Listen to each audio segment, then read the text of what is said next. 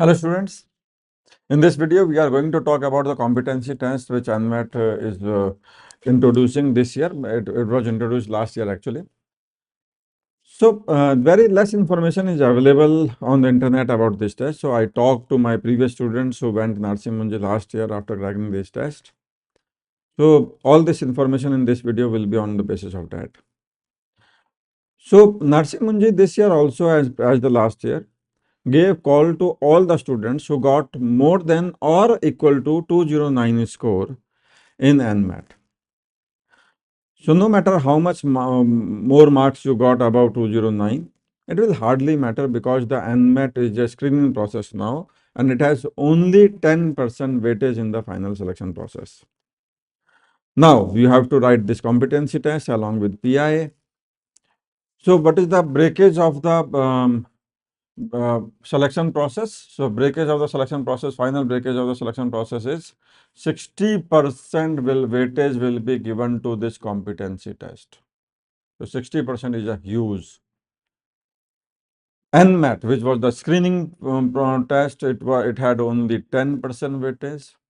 Then 15% weightage will be given to your work X. It means the students who have a sound work X has an S this year, and 15% weightage will be given on PI. So here we are going to talk about the Narsing Munji competency test only.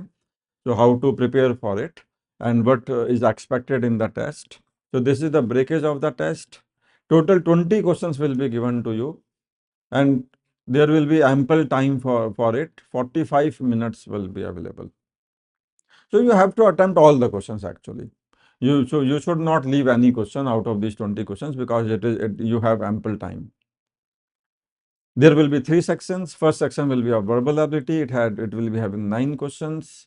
We are going to discuss the breakage of it, how to prepare for it. Second section will be of mental ability. It will be having 6 questions, and third section will be managerial ability. It will be having 5 questions. It is like XAT DM section. There will be a negative marking, of course, one negative marking for every wrong answer, and there will be 3 marks for every correct answer.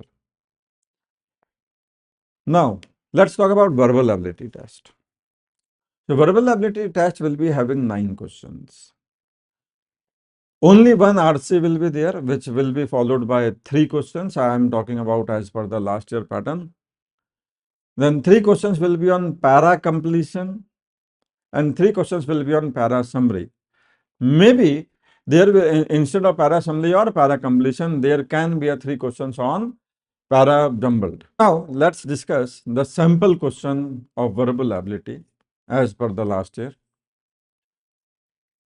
So we have to find the contextual meaning of the word which is written in bold in this sentence. So what is the sentence? Despite repeated warning, the manager chose to disregard the minor compliance issues, believing they would not escalate into serious problem. So what it means? Despite repeated warning, the manager chose to disregard the minor compliance issues. So actually he chose to ignore the minor compliance issues because he believes that they will not escalate into serious problems. So here the contextual meaning of the word disregard is ignore. So these kind of questions he may ask. Questions difficulty level may not rise too much, but we should prepare for the worst. How to prepare for VA section? Now solve CAT and non-CAT both kind of questions of the previous PYQ. So solve at least 3 to 4 years of PYQ of CAT for para summary, para completion, and of course for RC as well. Now do as much as topic test you can before taking this test. So you have already prepared for it, you have already studied for it for the whole year. Now revise all these concepts, revise all those questions. PYQ will be helpful for you. Second section will be of mental ability. So it will be having only 6 questions. There will be a set of 4 questions either on DI or on LR. So it may be on DI, it may be on LR. One question was on course of action, critical reasoning, and one question was on strengthening and weakening critical reasoning. So for these kind of questions, solve non-CAT CR. So solve all kind of CR which you have studied for SNAP and NMAT process.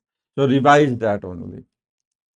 Now for DI and LR, again, you need not to solve CAT DI and CAT LR. You have to solve only for non-CAT DI and LR, means you have to solve the sets which generally appears in SNAP, and you have prepared it for NMAT, just revise them.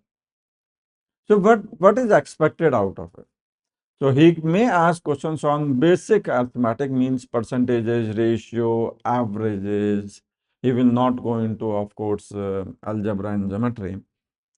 So revise these basic percentage, ratios, etc. Of course, comparison and proportional reasoning he may ask. I am going to discuss a sample question with you. And minimal calculation will be there, not a strong number sense will be there. Calculation will not be strong, will not be tough, will not be dense. But of course, logic will be there. For example, let's solve this question. Now, there are 3 departments A, B, and C. Have employees in the ratio 4:5:6. Now, so let me assume that A has 40 employees. I can assume it. B has 50 employees. And let me assume C department has 60 employees. Now, in A department, the ratio of male to female is 3:1. It means I can say male are 30 and female are 10. Similarly, in B department, male and female ratio is 2:3. So 20 are male and 30 are female. So as you can see, values are not complicated. Now, male in C are 50 as the ratio is 5:1 and the female are 10. Now, what he is saying? 10% of the male from A are transferred to B. So, it means out of the 33 males are transferred to B. So, 3 males are transferred to B. 20% of the females from B transferred to C. So, 20% of 30 will be 6. So, 6 females are transferred to C.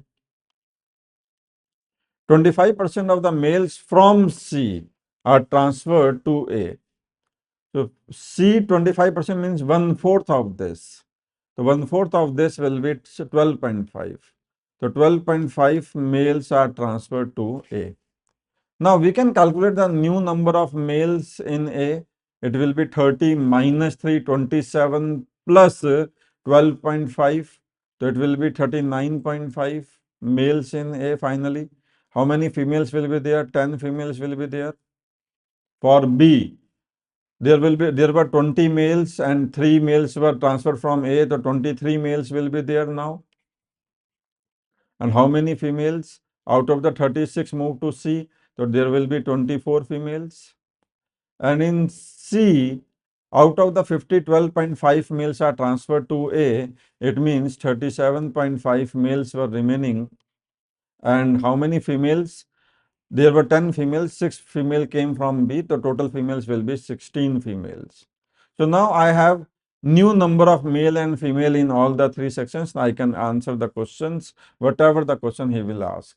So which department has the highest percentage of female employees? We can calculate the highest percentage of female employees. Of course, we can easily see it is in department B, because there are more females than males in department B now. So answer of this question will be B. What is the difference in percentage points between highest and lowest female percentage? We can calculate it. B has the highest percentage female. And of course, A section will be have the lowest percentage female, and we can calculate the percentage and we can give the difference. No, the question was not, of course, direct, but it had a simple sense of mathematical ability approach. It can be solved. This is the data interpretation question. There is a data given to you, and question there will be 2 to 3 questions or 4 questions will be there on that. And in LR also, you have to solve the simple sets, not the cat level sets. Simple arrangement sets, simple table formation sets, simple grouping sets. So solve those kind of simple sets, and of course, this is the last 2 week tip for you. Now, in managerial ability, the last section, it will be having only 5 questions. Now, as per my students who went to the last year, they said around 3 questions were on business situation. It means he will ask you some certain situation in your business is struck and how to get rid of that problem. Of course, one question was on ethical situation and one was a HR problem. So there were 5 questions. Of course, all the questions were easy. Managerial ability is an easy thing. You have to take care of few things in your mind. First, think about the workplace and team scenario, not your individual thinking. You have to take the ethical path. You have to give weightage to the ethical part and practical dilemmas, of course. And of course, long-term long-term priorities of the company instead of short-term extreme solutions. Now you have to, of course, take the decision prioritization instead of thinking too much. Let's take one example. So here is we have a sample question for it. You are a team leader, managing a project with a strict deadline. 2 days before the submission of the project, you discover that one of your most efficient team member has copied a section of report from the external source without proper attribution. So we have 2 days left for the submission, and now you have noticed that he has copied from some external source. What will you do? Now rewriting the section will of course delay the submission. Now, most appropriate action among the 4 options. First is ignore the issue and submit the report. Second is remove the copied section and then submit this report.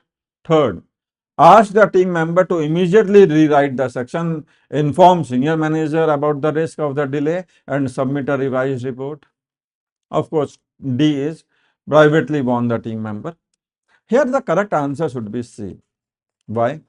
It is solving 3 problems. It is addressing 3 issues. One, it is addressing your ethical approach, of course. Second, it is also addressing the long-term priorities of the company instead of solving the short-term problems. So, of course, you have a problem. You are addressing it wisely, but you are also taking care of the long-term priorities of the company.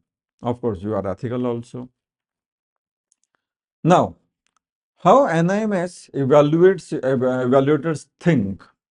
So let's hit the mindset of the evaluators. So preference for balanced decision. So of course they want you to take the balanced approach, not the extreme ones. Taking care of all the attributes. Ethical reasoning over emotional response. Of course, though no industry wants emotional guy. You have to take ownership before escalating to the extreme cases. So that's how they evaluate on these parameters. They are evaluating you. Now, common mistakes what aspirants do. They prepare for only NMAT style aptitude. The RC section and VA section will be, of course, on the tougher side. I don't think that mental ability section will be difficult. I think it will be handy for you as you have prepared for it for the whole year. Of course, the third section, managerial section, will also be a easier one if you take care of the basic things, basic attribute which is expected from you. Now, another mistake they do, they ignore the managerial ability section, solve the XAT DM questions for it, solve at least 100 to 200 XAT DM questions for it before going to the examination hall. Don't overthink on the simple problem. These are simple problems. You are making it big by overthinking. Okay, so these are the common mistakes which generally I have seen aspirants do while solving DM questions and other questions. Now, for managerial ability, do's and don'ts. Do communicate and take responsibility, of course. Do think long term and ethically. Don't choose extreme options. Don't escalate immediately over the issues. Think deeply about the problem. So these were the things I have my suggestion about the NMAT competency test. Last minute preparation strategy. First, my advice is take the test around 15th of February. So it will give you ample time. Now, of course, for these 2-3 weeks you have in your hand, solve RCs, CAT, non-CAT, VA questions, solve critical reasoning questions, course of action, assumption, strengthening and weakening, inferences, arguments. For data interpretation, revise the basic ratios, basic averages, basic percentages questions, and solve the snap type questions, NMAT type questions. I think it will be a easier test and you will be able to crack it with the bang. Thank you. Bye bye.